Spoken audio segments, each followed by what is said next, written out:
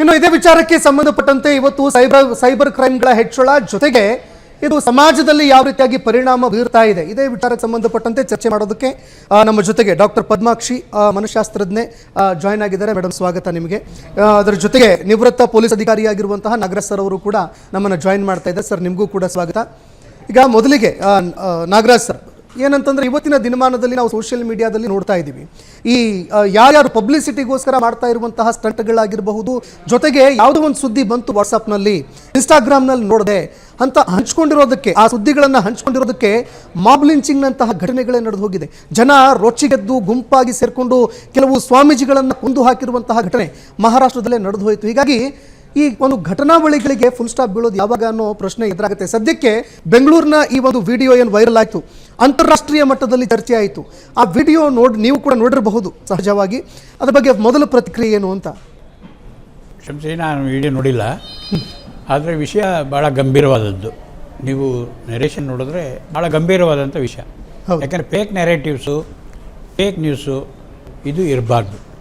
ಇದ್ರೂ ಕೂಡ ಯಾರಿಗೆ ಹೇಳಬೇಕು ಅದನ್ನು ಹೇಳಬೇಕು, ಅಲ್ಲಿ ತೀರ್ಮಾನ ಮಾಡಬೇಕು. ಯಾಕೆಂದರೆ ಕೆಲವರು ಅದನ್ನು ಒಳ್ಳೆಯ ರೀತಿಯೇ ತೊಗೊಳ್ತಾರೆ, ಕೆಟ್ಟ ರೀತಿಯನ್ನು ತೊಗೊಳ್ತಾರೆ.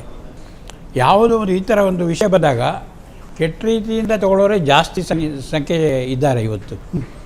ಅದರಲ್ಲಿ ಒಂದು ಮೋಜು ಮಾಡೋರು ಇದ್ದಾರೆ, ಅದೊಂದು ರೀತಿ ಈ ಥರ ಬೇರೆಯವರಿಗೆ ಟ್ರಾನ್ಸ್ಫರ್ ಮಾಡಿ ಅವ್ರ ಹತ್ರ ತಮಾಷೆ ನೋಡೋರು ಇದ್ದಾರೆ. ಇಲ್ಲಿ ಆಗಿರೋದು ಡ್ಯಾಮೇಜ್ ಎಷ್ಟು ಸಿಟಿ ಪೊಲೀಸ್ಗೆ, ನೀವು ಉದಾಹರಣೆ ತೊಗೊಂಡ್ರೆ ಸಿಟಿ ಪೊಲೀಸ್ಗೆ ಎಷ್ಟು ಡ್ಯಾಮೇಜ್ ಆಗಿದೆ. ಹೌದು, ಇದು ಫೇಕ್ ನ್ಯೂಸ್. ಹಾಗಾದರೆ ಲಾ ಆ್ಯಂಡ್ ಆರ್ಡರ್ ಕಷ್ಟಪಟ್ಟು ಕೆಲಸ ಮಾಡೋರು ಹಗಲು ರಾತ್ರಿ ಅವರಿಗೆ ಏನು ಎಂಕರೇಜ್ಮೆಂಟ್ ಸಿಗ್ತಿದ್ದರಿಂದ ಡಿಸ್ಕರೇಜ್ ಮಾಡ್ದಂಗಾಗಲ್ವ ನೀವು ವ್ಯವಸ್ಥೆನ? ಆದರೆ ಒಂದು ಕೆಟ್ಟ ಹೆಸರು ತರೋದು ಭಾಳ ಸುಲಭ, ಅದೇ ಒಳ್ಳೆಯ ಹೆಸರು ತರೋದು ಕಷ್ಟ. ಆದ್ದರಿಂದ ಅದು ಒಂದು ಕಡೆ. ಆದರೆ ಇನ್ನೊಂದು ಕಡೆ ನಾವು ಇವತ್ತು ಡ್ರಗ್ಸ್ ಬಗ್ಗೆ ಭಾಳ ಗಂಭೀರವಾಗಿ, ನಮ್ಮ ದೇಶ ಅಲ್ಲ, ಇಡೀ ದೇಶ, ಇಡೀ ಪ್ರಪಂಚ ಅಷ್ಟೇ ಅಲ್ಲ, ಯುನೈಟೆಡ್ ನೇಷನ್ ಮಿಷನ್ ಕೂಡ ಇದರಲ್ಲಿ ವಿಶೇಷವಾದಂಥ ಕಾಯ್ದೆಗಳು ಮತ್ತು ಕನ್ವೆನ್ಷನ್ಸ್ ಮಾಡಿ ಒಂದು ವ್ಯವಸ್ಥೆ ಎಲ್ಲ ಪ್ರಪಂಚದ ಎಲ್ಲ ಭಾಗಗಳಲ್ಲೂ ಒಂದು ಎಚ್ಚರಿಕೆಯನ್ನು ಕೊಟ್ಟಿದೆ. ಅದ್ರ ಪ್ರಕಾರ ನಡ್ಕೊಳ್ಬೇಕಾಗಿದೆ. ಅದು ಟ್ರಾಫಿಕಿಂಗ್ ಇರಲಿ, ಅದನ್ನು ಯೂಸ್ ಮಾಡೋದಿರಲಿ, ಸೇಲ್ ಮಾಡೋದಿರಲಿ, ಬೆಳೆಯೋದಿರಲಿ. ಈಗ ನಿಮ್ಗೆ ಗೊತ್ತಿದ್ದಾಗೆ ಗೋಲ್ಡನ್ ಟ್ರಯಾಂಗಲ್. ಯಾವುದು ಗೋಲ್ಡನ್ ಟ್ರಯಾಂಗಲ್ ಅಂದರೆ ಆಫ್ಘಾನಿಸ್ತಾನ್, ಪಾಕಿಸ್ತಾನ್, ಇರಾನ್. ಇದೊಂದು ಗೋಲ್ಡನ್ ಟ್ರಯಾಂಗಲ್. ಇಡೀ ವಿಶ್ವಕ್ಕೆ ಇವರು ಬೆಳೆದು ಹಂಚ್ತಾರೆ. ಅಲ್ಲಿಂದ ಕ್ವಾಡ್ರಂಗಲ್, ಅದು ಯಾವುದಂದರೆ ನಿಮಗೆ ಮಯನ್ಮಾರ್, ಬಾಂಗ್ಲಾದೇಶ್ ಮತ್ತು ಇನ್ನೊಂದೆರಡು, ಅದಕ್ಕೆ ಥೈಲ್ಯಾಂಡ್ ಏನೋ ಎಲ್ಲ ಸೇರಿಕೊಂಡಿದ್ದಾವೆ. ಅವು ಯಾಕೆ ಹೇಳ್ತೀನಿ ಅಂದರೆ ಎಲ್ಲರೂ ಕೂಡ ನಮಗೆ ಬಾರ್ಡರ್ಸ್ ಇದ್ದಾವೆ. ನಮ್ಮಲ್ಲಿ ಯುವಕ ಜನಸಂಖ್ಯೆ 40% ಇದ್ದಾರೆ. ನಮ್ಮದೇ ಅದು ದೊಡ್ಡ ಶಕ್ತಿ ನಮ್ದು ಯಾವುದಪ್ಪ ಅಂತ ಹೇಳಿದ್ರೆ, not your industries, production industries ಅಲ್ಲ, ಯುವ ಶಕ್ತಿ. ಈಗ ಅವ್ರನ್ನ ಡಮ್ಮಿ ಮಾಡಿಬಿಟ್ರೆ ನೀವು, ಅಥವಾ ಕೆಲಸಕ್ಕೆ ಬರ್ದವ್ರ ಥರ ಮಾಡಿಬಿಟ್ರೆ ನಮ್ಮ ಸ್ಟ್ರೆಂತು, ನಮ್ಮ ಅಸೆಟ್ಟು ವೀಕ್ ಆಗುತ್ತೆ. ಈ ಥರ ಟಾರ್ಗೆಟ್ ಮಾಡೋರು ಇದ್ದಾರೆ.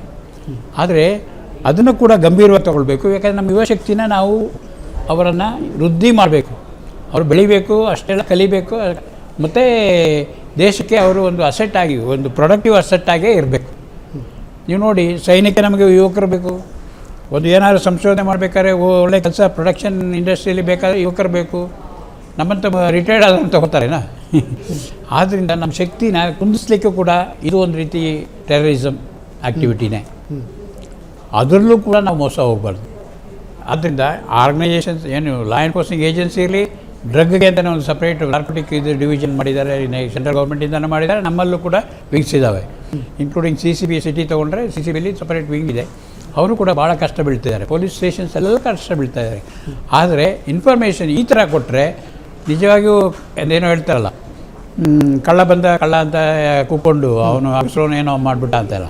ನಿಜವಾದ ಕಳ್ಳ ಬಂದಾಗ ಅಥವಾ ಕೊಲೆಗಾರ ಬಂದಾಗ ಅಥವಾ ಹುಲಿ ಬಂದಾಗ ಯಾರೂ ಸಹಾಯಕ್ಕೆ ಹೋಗಲ್ಲ. ಆ ಥರ ಆಗಬಾರ್ದು. ಏನಿದ್ರು ಕೂಡ ನಾವು ಆನೆಸ್ಟ್ ಆಗಿರಬೇಕು. ಅಷ್ಟೇ ಅಲ್ಲ, ಇಟ್ ಈಸ್ ಪಬ್ಲಿಕ್ಕನ್ನು ನಾವು ಗಮನದಲ್ಲಿ ಇಟ್ಕೊಂಡು ನಾವೊಂದು ಸೋಷಿಯಲ್ ಮೀಡಿಯಾ ಎಷ್ಟು ಉಪಯೋಗ ಇದೆ ಅಂತ ನಮಗೂ ಗೊತ್ತು, ನಿಮಗೂ ಗೊತ್ತು.